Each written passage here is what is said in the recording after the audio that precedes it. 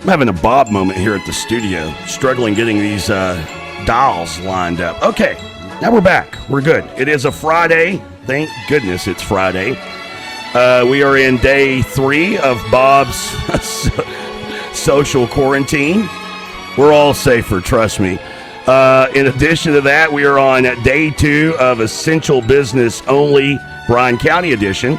And we are essential here at Mix 96.1. And we're joined by head women's basketball coach, Darin Grover, who has been so graciously sitting here. We've just been yakking, doing our normal. So one of the things I brought up the other day,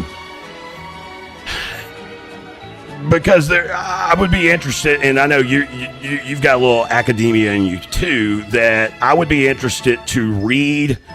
There's going to be a book on this. Maybe 5 years, maybe 10 years. There will be a book on how we all reacted to this. And to a degree, I feel that we're about to make like the most OCD generation ever, you know. But the thing that's like stood out to me, and it's just the thing that I never really thought about. And I honestly didn't think about it till last Saturday. I go to get gas. I put my card in. I have to push numbers. And like literally 2 presses in. This is something that I've done 1,000 times for 20 years. And in my mind, I go, whoa, whoa, whoa. And like immediately, like as soon as I get done, go wash my hands. So like, it's not like I never cleaned my hands. It's just I never thought about it as far as that goes. So in this little 2-week span, because that's been pretty much what it's been, in 2 weeks, have you personally noticed something that you had kind of taken for granted or never even thought of? I have a container of Clorox wipes in my car now. As you said, anytime I'm touching anything, I walk back in my car, I wipe down. No offense to you, but I'll go wipe down whenever I walk out of here. Yeah. And don't worry, I'll loss all that seat when you leave. That may happen where we all become a little bit more conscious of being clean, but we'll regress back to the mean. We'll get back to.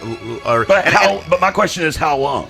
Like, it'll take a while. I think it will. I think it'll take a while, but I think that we will all go back to that because it goes back to it takes extra effort to do any of those things, and I think that people inherently are going to just go back to what they normally did. But I do think it's going to take a while. I don't think that's a good thing necessarily to be that clean because again, we need some natural defenses. We do. We need to develop antibodies, and that's the only way that you can do them is touching a dirty kid. Now, the other thing you and I have talked about, and this is just one of mine and your conversations.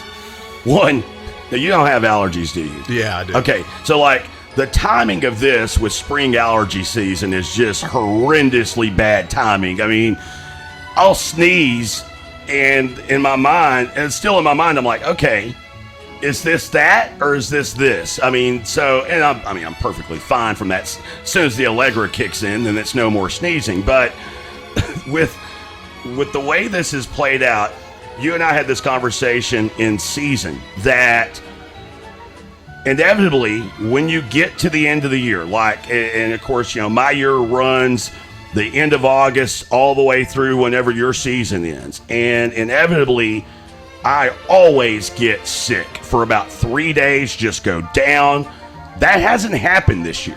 Now, granted, I'm juggling a lot. I haven't got to take that breath of fresh air yet. But have you had your postseason 2 or 3 days of just sick because you run so strong and long during the season that you mentally don't take a break to get sick? You know, because we've talked more than once, actually more years than I can remember about this, that we both of us get sick at the end of the year, and for whatever, ironically enough, this is the year I didn't. Yeah. I usually we're going so hard, especially January, February, on into March, and then as soon as our season's over, it'll take a few days, and then boom, I'm sick. It hadn't happened this year, but I'm going to blame you whenever it does happen. But I've had those same moments where I think I do have allergies, and then I might cough, I might sneeze, and think, oh, great, here we go with Corona. But I've felt fine. So well, that's the thing is I'm just kind of curious to how how much of this is somewhat mind over matter too.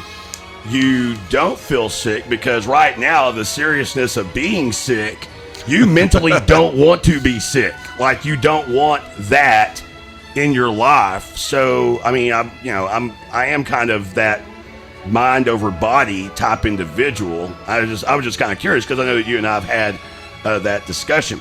Now, get you out of here on this. When the toilet paper rampage occurred, which it's still ongoing from what I've seen in visiting the grocery store, were you fully stocked? I was fully stocked, but then I snuck over to Sam's during the first part of this, and sure enough, there was a pallet with a few packages left. So I went ahead and grabbed, and that package hadn't been touched yet. So we're probably stocked for a while here. To say that was an interesting thing in this whole interesting storyline within this whole coronavirus epidemic, it would be understating it. If anyone's going to author a book here in a few years, they need to put toilet paper in that title somehow. I'll get you out here on this. If push came to shove, and because you're one of the few that has access to this, would you raid the bathrooms at Bloomer Sullivan Arena for toilet paper? Absolutely not. I would never take something that did not belong to me. I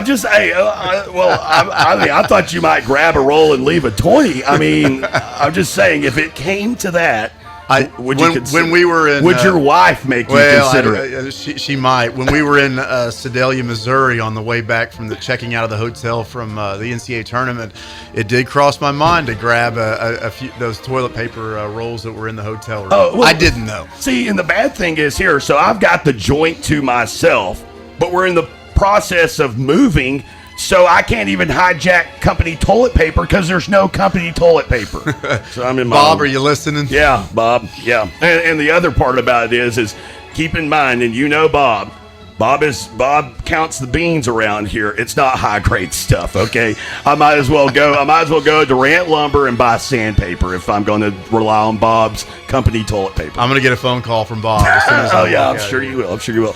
Darin Grover, everyone. Coach, hey, man, appreciate it. Thanks for stopping by, and hey, stay safe. Appreciate it, Jay. It was a pleasure.